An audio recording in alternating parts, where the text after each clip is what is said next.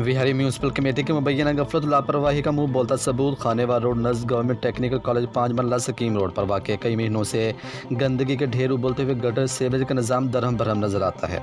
गटरों का गंदा पानी गंदगी के ढेरों की वजह से 5 मरला स्कीम कॉलोनी डूब चुकी है। दूसरी तरफ मेन खानेवाल रोड पर भी गटरों का पानी जमा हुआ पड़ा है।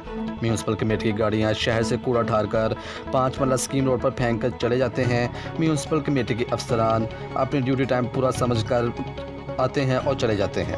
5 मरला स्कीम में गंदा नाला हर टाइम गंदे पानी से भरा रहता है। गटर के गंदे पानी पर मच्छर और बीमारी में इजाफा हो गया है, जिसकी वजह से खवातीन, स्कूल जाने वाले बच्चे और बुजुर्गों को गुजरने में शदीद परेशानी का सामना है।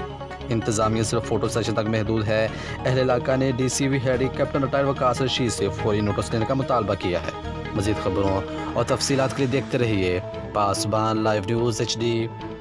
आप हमें फेसबुक और YouTube पर फॉलो कर सकते हैं।